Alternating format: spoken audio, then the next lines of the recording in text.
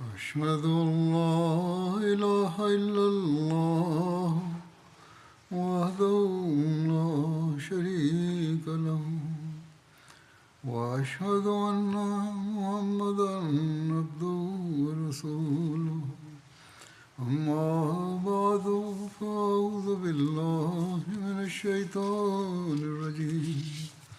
بسم الله الرحمن الرحيم الحمد لله رب العالمين الرحمن الرحيم مالك يوم الدين إياك نعبد وإياك نستعين اهدنا الصراط المستقيم صراط الذين أنعمت عليهم غير المغضوب عليهم ولا الضالين。最近私は説教において塹壕の戦いに関する出来事を述べています。今日はそのさらなる詳細を述べたいと思います。偶像崇拝者たちの部隊が塹壕を突破しても何の成功も得ることがなく敗北を喫すると、彼らは早朝全軍を率いて総攻撃を仕掛けることにしました。そして一晩中準備をした後、塹壕をあらゆる方向から取り囲み、そしてある軍部隊を聖なる預言者サラサラムの野営に向けて決めて、そして何度も突破しようと試みました。しかしムスリムはそれに対して弓矢で応戦して隙を狙ってはどうにかして塹壕を突破しようとしていました。その試みは何度も行われ、その間ワシビン・ハルブがトゥフェル・ビン・ノマンを槍を投げて殺害したとのことでした。そしてハズラ・サード・ビン・マーズも矢を受けて負傷してしまい、この傷が原因で何日か後に殉教もしました。そしてこの日はムスリムたちが時間通りに礼拝を捧げることもままならないという日であったのです。その日の何度も攻撃があったので、出来事によると、この出来事に関して歴史家たちはちゃんとした記述をすることができなくなり、ムスリムたちは聖なる預言者とともにゾホールとアスルの礼拝を時間通りに捧げることができずに、日没を迎えてしまったという、記述があります。そして日没後にこれらの礼拝を捧げたということです。何人かの歴史家は、神様が沈んだ太陽をまた元に戻し、ムスリムたちがゾホルとアッサルの礼拝を捧げるようにしたという、間違ったことを記述している人もいます。もちろんこの日は激しい攻撃をムスリムたちを受けていたのは確かです。聖なる預言者をはじめ、ムスリムたちはこの何度の攻撃においてとても手間がかかっていましたが、聖なる預言者がこのように礼拝を捧げられなかったというのは間違っています。この日も聖なる預言者はムスリムたちは礼拝を捧げていましたが、不安な気持ちにおいてずっと礼拝を捧げる羽目になり、アサルの礼拝の時もとても厳しい状態でした。ミルザ・バシール・マサーはシーラト・カトムンの便においてこのように述べています。ムスリムが一つの礼拝も時間通りに捧げられなかったというのは間違っています。正しい伝承によりますと、それまでサラットル・ホーフが定められていなかったので、多忙にもかかわらず、多忙であったので、アスルが遅れてしまい、それがマグリブと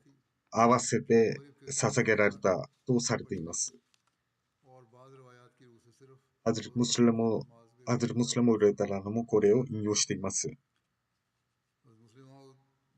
ある日、激しい攻撃を受けていたため、ムスリムたちは、時間通りに礼拝を捧げることができず、聖なる預言者サラサランは、それに関してとても落胆していました。神を、敵に災いを与えてくださいと。聖なる預言者サラサランの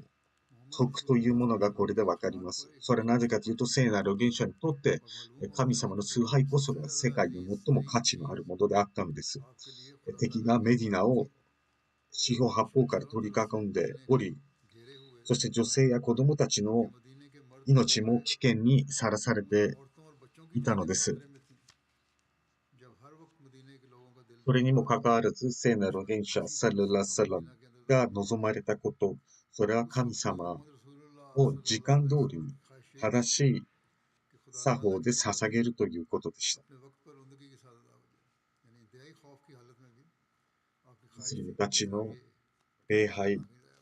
はキリスト教、ユダヤ教、ヒンドゥー教というように週1回のものではなく、毎日5回捧げなければなりません。このような危険な状況下においては、1日で1回の礼拝をするのもままならないことです。しかし、このような危険な日々が続いていた時も、聖なる預言者サレラオレサラムは、このように5回の礼拝を時間通りに捧げており、そして敵側の激しい攻撃があり、聖なる預言者サレサラムがちゃんと礼拝を捧げられないと非常に落胆していました。約束されたメシアはこのような伝承、すべての伝承、それは礼拝が夜に捧げられたとする伝承は信憑性の低いものとし、そしてアサルの礼拝が、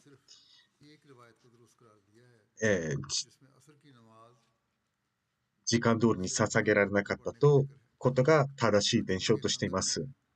あるパドレが、それに対して異論を唱えています。約束されたメシアはこう述べています。塹壕を掘っていたときに4つの礼拝が一度に捧げられたとされていますが、それは間違っています。もちろん、神様は人を破滅させるような厳しい教えを説いているわけではありません。このような状況下においては礼拝を、集団礼拝したり合同礼拝したりガッサリにすることはもちろん許可されています。しかしこのように 4つの礼拝を一緒に合わせて捧げたということはどこにも記述されていませんし、信憑性が低い伝承です。ブハーリーのシャラによりますと、何があったかというと、アサルの礼拝が、時間が終わる間近に捧げられたということです。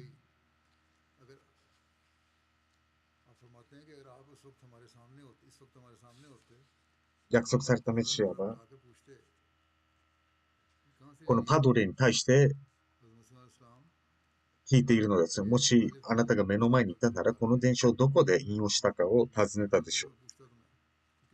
これは信憑性の高い伝承ですが、もちろん、ゾホル・アッサル、マグリブ・イッシャ、シャリアにおいてこれは合同で捧げることができます。もちろんほとんどの伝承が一つ、4つの礼拝が1回の合同礼拝で捧げられたとされていますが、それは間違っています。ですから、この伝承は間違っており、アッサルの礼拝が時間が終わる間近に捧げられたということであり、聖なる預言者サラサランはそれですらちゃんと捧げることができなかったとお悔やみになったのです。またこの塹壕の戦いの詳細において、この塹壕の戦いというのはムスリムにとって非常に困難な戦いであったのです。戦いの激しさのほか、天候の厳しさ、空腹を耐えなければならなかったのです。そしてその間、神様の助けがありました。それはなぜかと言いますと、ムスリムのある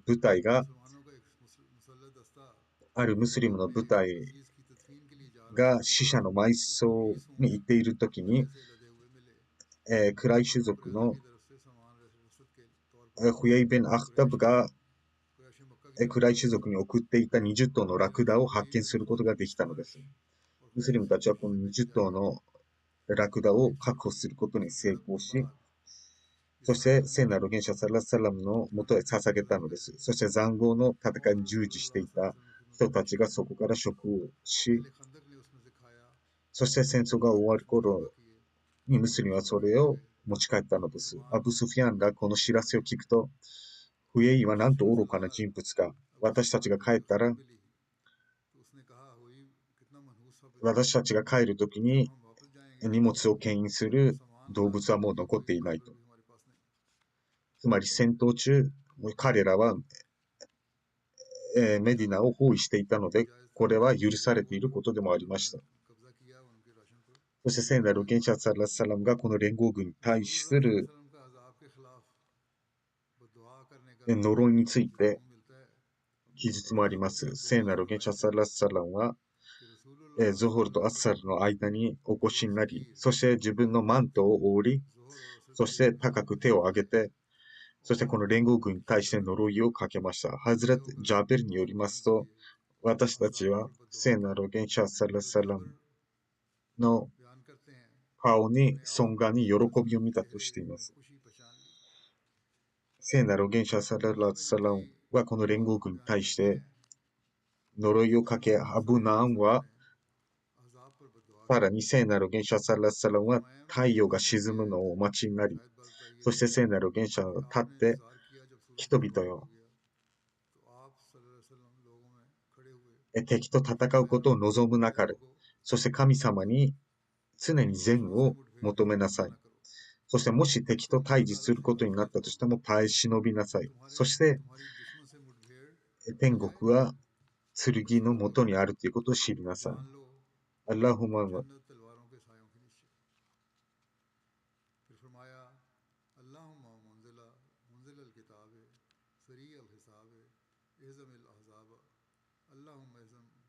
神よ、経典を授けしお方よ、生産を行う者、敵を打ち倒してください。敵を打ち倒してください。とも祈られました。そしてこうも祈られたとされています。神よ、私はあなたの約束に基づいています。もし我々がいなければ、神の崇拝をするのはどなたか。ある教友はこう言いました。聖なる元首よ。私たちの肝は喉まで届いていると。何かお祈りを教えてくださいと言いました。聖なる元首は、はい、こう言いなさい。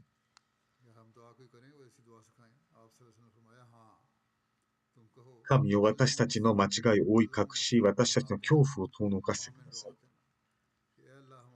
ハズレ・ムスリム・レタラーノも述べています。何人かのムスリムは、恐怖におののき、聖なる元首のもとを訪れてこう言いました。聖なる元首よ、状況は非常に危険です。もうメディナが助かる見込みはないと思われます。神様に特別なお祈りを捧げて、私たちのそのお祈りを教えてください。聖なる元首はこう言いました。怖がるなかれ、神様にこうお祈りなさい。あなた方の間違いを追い隠し、心を強くするように。そしてこの聖なる元首自身もこうお祈りされたとされています。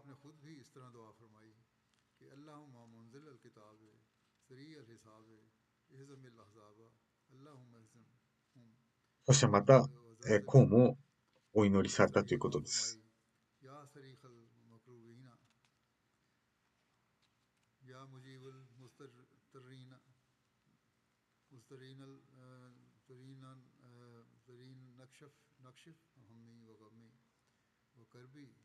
聖クラーンを授けし神へ。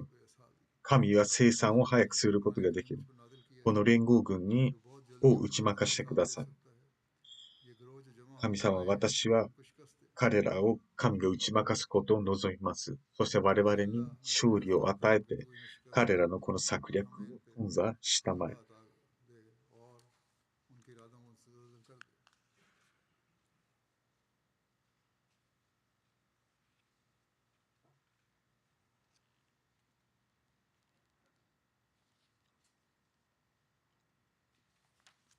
不安に駆られている人たちのお祈りを聞くお方。このお祈りの役は、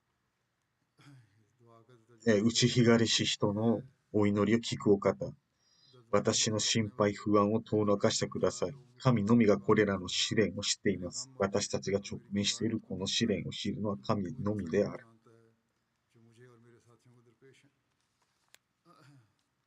また歴史書によりますと、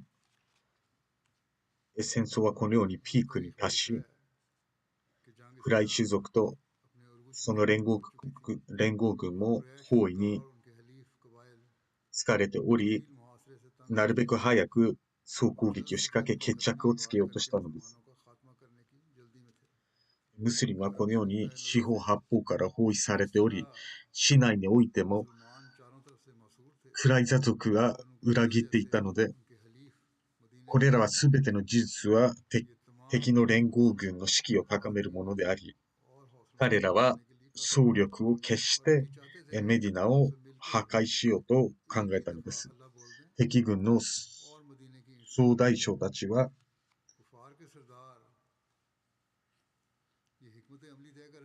どうにかして人が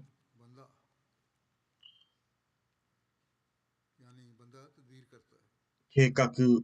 を立てているとき、このように。しかし同時に神はどのような定めを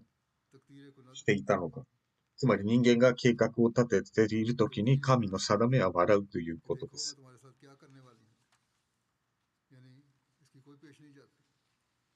神は助けを始めたのです。この詳細について、ミルザ・バシール・マサー・シール・カトムにおいてこう述べています。ノエイビン・マスーと人物。彼はガトサン族の氏族、アスチャ族の一人でありましたが、彼はムスリムと対して戦闘を続けました。彼は心の中ではムスリムになっており、しかし彼の仲間たち、不信者たちは彼がムスリムになったことを知らなかったのです。それを絶好の機会と見て彼は、不信者たちの間に不和が生まれました。ノエン・ビン・マスードはクライザ族のもとへ行きました。彼は古くからの知り合いだったので、彼らのリーダーたちと面会して、彼はこう言いまして、私はあなたがムハンマド・サレラ・ラサラムとの条約を破ってクライシュやガトファン族に加担したのは良くない。クライシュ族は数日間ここでとどまるだけだろう。しかしあなた方はずっとここが故郷であるからここを離れるわけにはいかない。そしてムスリムたちはここといる限り彼らとの関係を続く。そしてクライシュ族が立ち去るとき、あなた方はムスリムの手に落ちてしまうでしょう。ですからクライシュとガットファン族に人質として何人かをあなた方に託すように要求した方がいい。そうすればクライシュ族はあなた方を裏切ることはないと。クライザ族のリーダーたちはヌネイムのこの話を理解し、そしてクライシュ族に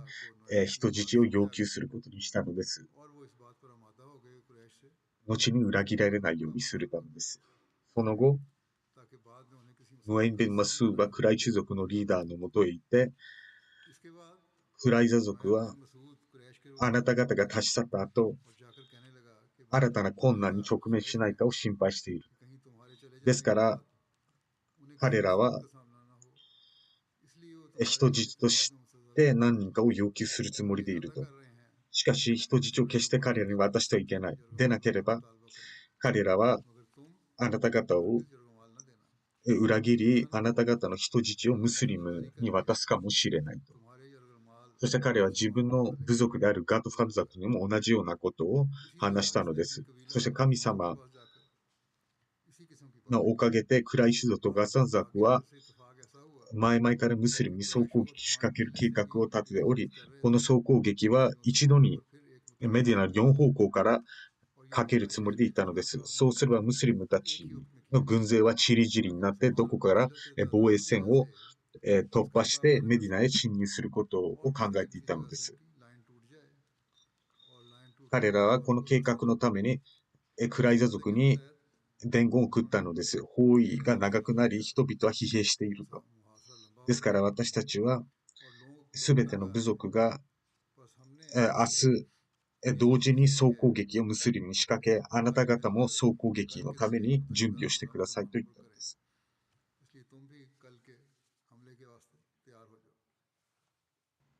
クライザ族はすでにノエイムと話していたので、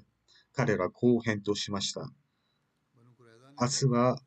サバと安息日である。ですから私たちはその日戦いすることはできない。そして、後に裏切られないようにするために、人質として何人かを私たちに手渡さない限り、私たちはこの総攻撃に参加しないと言ったのです。ガトファン族とクライシ族はこの返答を受け取ると、彼らは非常に驚き、ノエムが言ったことは本当であると。クライザ族は私たちが裏切ると考えていると。そしてクライザ族がクライシ族からガトファン族が人質を与えないという返答を聞くと、クライザ族はこう言いました。ノエムが言ったことは本当だったと。クライシ族とガトファン族の動機は良くないと。そうすることによってノエムの上手な策略により、この2つの部族たち、この2つのグループ間には不和が生じたのです。ノエムがした素晴らしいことは、このような繊細な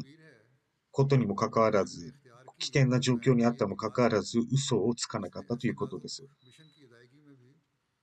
彼はうまく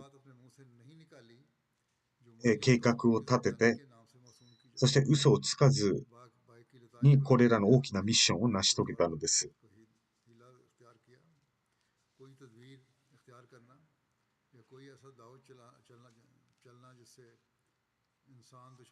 こうすることによって残酷な人たちから難を逃れることができるのです。ハズル・ムスリム・レタラノによりますと、何日か後、この2つのグループは一つ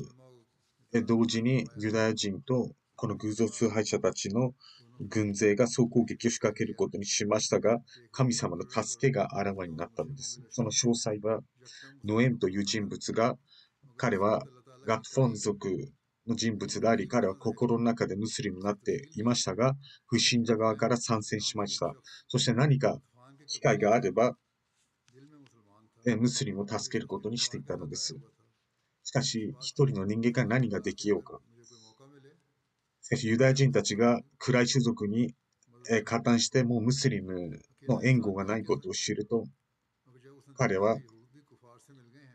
どうにかして、この状況を切り抜けなければならないと決めたのです。そしてこの2つのグループが同時に総攻撃を仕掛けると決定されたとき、彼はクライズ族のもとへ行き、リーダーたちと面会して、もしアラブ軍が敗走すれば、この連合軍が敗走すれば、ムスリムはあなた方に対して何をするでしょうか。あなた方は彼らと条約を結んでいたにもかかわらず、その条約を破棄して、そしてその処罰はとんでもないものでしょうと。彼らは怖がり、ではどうすればよいかと聞きました。もしクライ種族が総攻撃を仕掛ける案を提示したなら、70人を人質として、手渡すように要求しなさいと言いました。そうすれば彼らに裏切られることはないと。そして彼はそこから偶像崇拝者たちのリーダーのもとへ行き、このユダヤ人たちはメディナに長い間住んでいると。もし彼らがあなた方を裏切ればどうするでしょうか。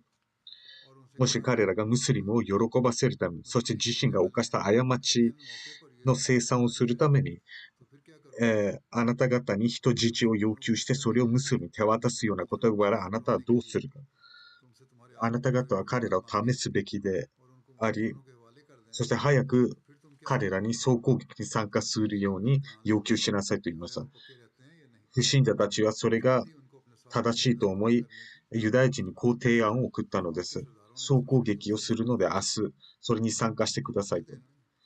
クライセ族はこう言います。明日はサバトの日だと。安息日であると。その日は私たちは攻撃しない。ですから総攻撃には参加できない。また私たちはメディナに住んでいる住民であると。あなた方は外部者である。もしあなたが戦いをやめて帰れば私たちはどうなってしまうのか。ですから私たちに70人の人質を託してください。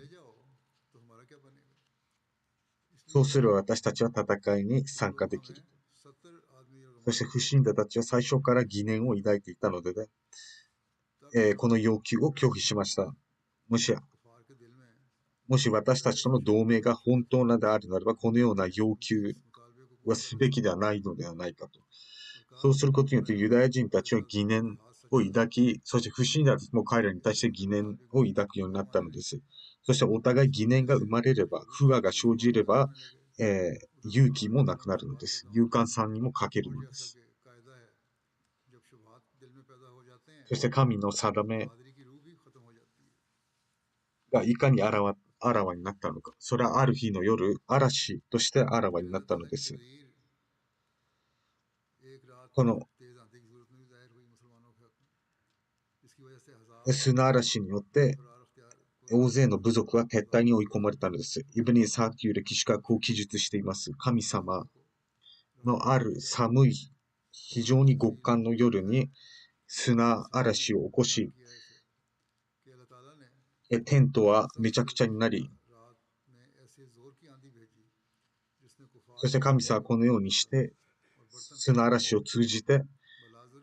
助けたのです。彼らの目は覆われてしまい何も見えなくなり、彼らの勇気はなくなり、彼らは撤退していったのです。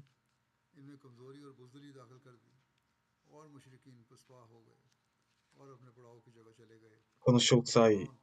ついてミルザ・バシール・マサは次のように述べています。ノエベン・マスードのこの努力が頓挫する可能性があったのです。その一時的な不安の後、不信者たちはまた結託して総攻撃を仕掛ける可能性がありましたが、ある日の極寒の夜、砂嵐が起き、その砂嵐によって吹き荒らされてテントが飛んでいってしまい、鍋もすべてどっかに飛んでいけ、砂嵐や小さな砂石が人々の目を覆い、そして最も大きなことは、アラブの古の習慣に沿って灯されていた聖火が消えてしまったのです。消化してしまったのです。このような光景を、この不信者たちの心をくじいてしまい、そして結託、団結力もなくなり、彼らは日が昇る前に撤退していったのです。そして砂嵐が起きて、アブスフィアンは周りのクライシ族のリーダーを呼んでこう言いまして、様々な困難が立ち上がっていると、これ以上ここに長くとどまるのは良くない。故に撤退するのが一番でありと。私はとりあえず帰ると言って、彼は自分の人に撤退を命じて自分のラクダに乗り、しかし彼がどれほど恐れていたかというと、彼は馬には乗ったが、馬の足をほどいていなかったので、その時、イグラマ・ビン・アビ・ジャヘルがアブ・スフィアンのもとにいました。彼は皮肉にこう言ったのです。アブ・スフィアンに、あなたは総大将であると。この軍団の総大将であるで、あなたはこの部隊を残して帰ろうとしていると、他の人のことを気にかけないと、アブスフィアンは恥ずかしくなり、ラクダを降りてこう言ったのです。では私は行かないことにしよう。しかし早く撤退の準備を始めなさい。そしてできる限り早くここから帰りなさい。そして人々は帰る支度を準備を始め、彼はしばらくしてラクダに乗って撤退していったのです。その間、ガトファン族や他の部族たちも、クライ種族がこのように撤退したことに気づかなかったのです。しかし、そのクライ種族の野営がキャンプが徐々になくなりの知ると彼らは、自分たちの部族にも撤退を、命じてクライダ族も自分の砦の中に帰っていったのです。そしてバヌ・ナズィールのリーダーであるウェイビン・アフタブも彼らの砦の中に行ってしまったのです。そして朝日が昇る前に、跡形もなくこの戦場には何も残ってなかったのです。そしてムスリムたちは勝利者となったのです。一時期は占領される恐れがありましたが、彼らは一夜にして勝者となったのです。ムスリム・ウレタランもこの詳細を書いています。このように、クライ種族は夜、休むためにテントへ行きましたが、神様が天からの助けを授けたのです。夜、激しい砂嵐が起き、それはテントや鍋を吹き荒らして、そして成果も鎮火したのです。なぜかというと、偶像崇拝者たちは、成果を夜灯していたのです。そしてその成果は非常に重要で、火が消えたのを知ると、その部族はそれぞれ撤退を開始したのです。しかし、彼らは長い戦闘によって疲労困憊もしており、そして様々な疑念を抱いていたので、距離を取ってテントを張ろうとしていましたが、彼らは周りの部族がムスリム側から野襲をかけられたと思い、彼らは自分の帰る支度を始め、戦場から撤退していったのです。アブ・スフィアンは自分のテントでゆっくりと休憩していましたが、彼はそのことを知り、そして彼は恐れおののきながらラクダに乗って逃げようとしました。しかし彼の友人たちが彼が何をしているのかとラクダの足をほどいていなかったのです。そして彼はラクダの足をほどき自分の仲間たちと撤退していったのです。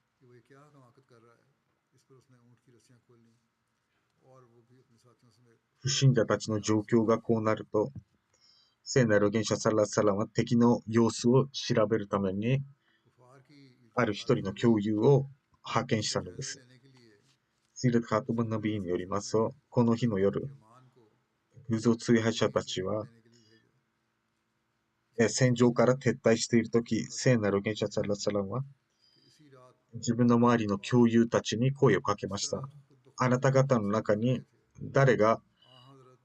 敵の様子を探ってくる者はいるかと。しかしこの極寒の夜だったので、そしてまた疲れと恐怖と空腹があったので、誰もが返答する力を持っていなかったのです。あるいは最終的に聖なる預言者サラサランはフザファビン・ヤバーのお呼びになり、彼は寒さで震えながら立ち、そして聖なる預言者のもとへ発せ参じ、そして聖なる預言者は寛大にも彼の頭に手を置いて、そしてドアをして、こう言いました。怖がるでない。心配しない。インシャラあなたに何の危害も加えられない。密かに不信者たちのキャンプの近辺に行き、誰とも戦闘を行わず、隠れながら彼らの様子を探ってきてほしいと言ったのです。私は出発すると、寒さで震えているにもかかわらず、その寒さがなくなったのを気づきました。そして私は逆に、あるハマームの中にもいるように感じたのです。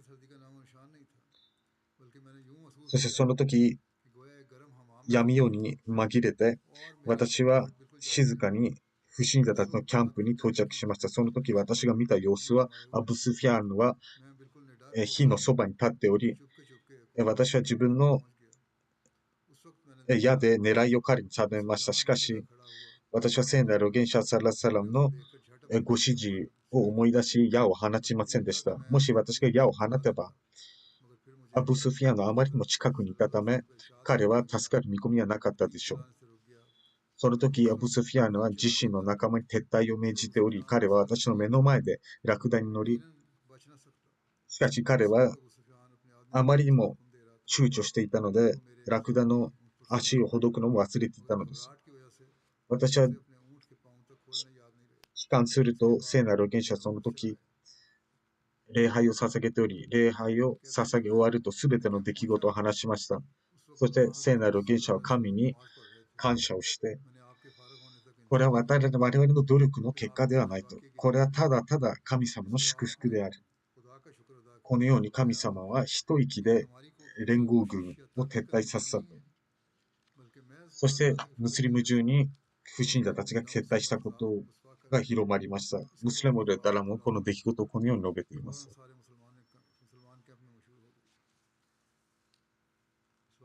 2万5,000いた敵の軍勢は跡形もなく消えていったのです。一晩にして。聖なる預言者に対し神様は啓示をして敵を敗走させたということを知らせたのです。そして聖なる預言者は敵の様子を探るためにある人物を派遣したかったのです。周りの教友たちに呼びかけました。これは非常に寒い日が続いており、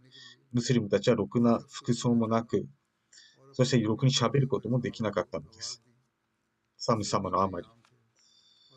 ある教友たちは私たちは聖なる預言者の声を聞き返答もしたかったのですが、口を開くことができなかったのです。するとある一人、フゼファが自ら名乗り出て、何の任務でしょうかと述べたのです。ハザ・ムスリムは自ら名乗り出たとしています。あなたではなく他の人はいますかと尋ねました。あまりにも寒かったために、彼らは答えることができず、フゼファはこう言いました。聖なる預言者は私がいますと。そして最終的にフゼファにこう言いました。神様があなたに、我々の敵を追い返したと掲示しました。敵の様子を探ってきてくださいと。すると、戦場は跡形もなく、敵は消えており、彼はカルマシャハダを問いながら、聖なる預言者サラサラム、そしてこう言いました。敵は、敗走しました。残りは次回述べたいと思います。世界情勢、ご存知のように世界情勢のためにお祈りしてください。日々悪化しており、破滅の方へどんどんと向かっています。アメリカや超海国は攻勢をしていません。戦火は拡大しています。どうか神様がアームディア信者、そして罪なき人々をこの戦争の悪影響からお守りするように。そのために神様との関係を築く必要があります。そしてお祈りに先進する必要があります。一人一人のアハマディはそれに集中してください。パキスタンにおけるアハマディア信者の状況もどんどん悪くなっています。彼らの富のお祈りください。バングラデシュのアハマディア信者のためにお祈りください。非常に困難に直面しています。どうか神様がみんなに慈悲と祝福を与えるように。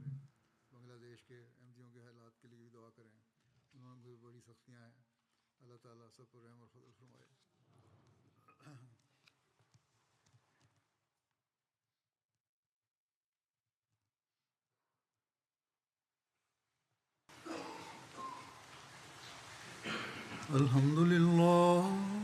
الحمد لله نحمده ونستعينه ونستغفره ونؤمن به ونتوكل عليه ونعوذ بالله من شرور أنفسنا ومن سيئات أعمالنا من يهده الله فلا مضل له ومن يضلل فلا هادي له ونشهد أن لا إله إلا الله ونشهد أن محمدا عبده ورسوله عباد الله رحمكم الله إن الله يأمر بالعدل والإحسان وإيتاء ذي القربى وينهى عن الفحشاء والمنكر والبغي يعظكم لعلكم تذكرون اذكروا الله يذكركم وادعوه يستجب لكم ولذكر الله أكبر